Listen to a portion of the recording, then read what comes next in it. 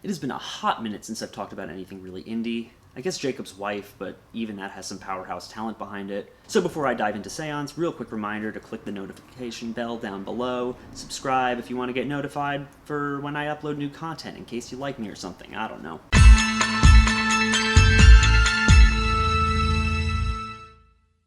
That light keeps flickering. It must be the ghost again. Some girl supposedly killed herself in the dorms years ago. Seance is the feature film debut of Simon Barrett, who directed the frame narrative for VHS2, and most of you probably know as the writer of some of Adam Wingard's best movies, including The Guest, You're Next, and whichever side of the fence you sit on it, Blair Witch. Personally, I'm pretty much a big fan of all of those movies, and I was curious to see what he would do with a project he had total control over. We got Seance, which is an odd film. It's the story of a young woman, played by Suki Waterhouse, who travels to an all-girls school that's supposedly haunted by a ghost 1 year after the mysterious death of one of their students. Kinda had no idea what Barrett was going for like 2/3 of this movie. It's kind of self-aware, but it's kind of stylized in a very specific way, and it wasn't until the third act where I realized what I'm pretty sure he was going for here, so bear with me. Barrett excels at making genre mashups. He's really good at subverting tropes and turning your expectations on their head in fun, creative, clever ways. And it took a while before I noticed very specific details here, very specific type of dream logic. The black-gloved, stiletto-wielding killer that may or may not be supernatural.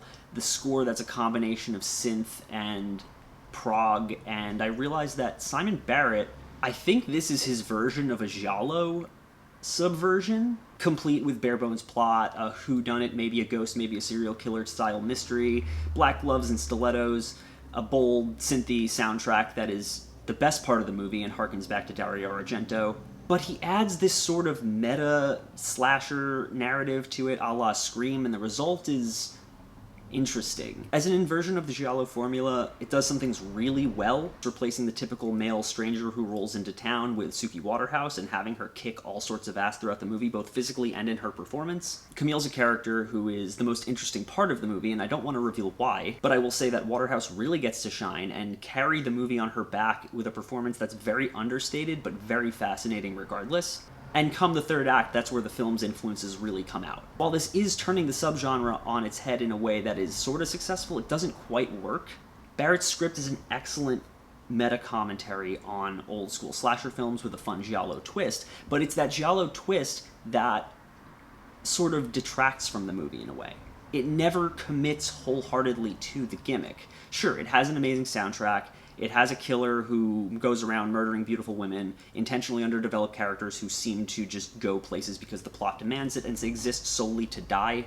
But it kind of stops there. The vibrant colors are missing, the lavish scenery's missing, the heightened focus on overly red gore. The setting of this dark, all-girls boarding school ends up feeling more gothic than Italian, and Barrett actually goes the opposite direction when it comes to the gore, cutting away from most of the death scenes before you can see any detail, and I guess that's to keep up the mystery of whether the murderer is a human or a ghost or whatever, but it ends up feeling sloppy and ruins the magic that could have come from that heightened violence that you get in Italian horror. That's my biggest issue here, is that if you want to do an Italian-inspired slasher film, do an Italian-inspired slasher film. If you want to make a meta-film a la Scream, make a meta-film a la Scream.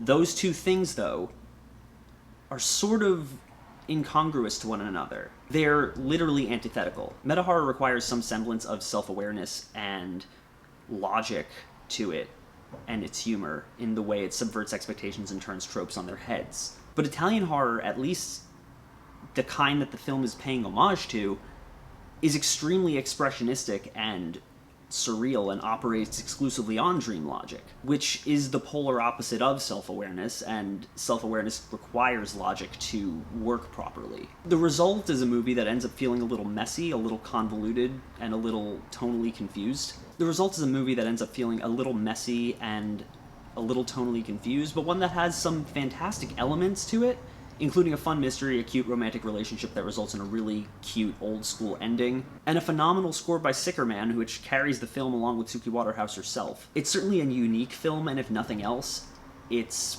worth checking out for that merit. I might need to revisit this one just to see if I get something different the second time around, I don't know, but we'll see. As always, guys, thank you so much for watching. If you like this channel and you want to see more, click down there, like, comment, subscribe. Patreon link in the description if you want to donate to it. That'll be really cool. Hope you like it. Thank you, guys. Goodbye. I hope you don't make me regret our decision to enroll you.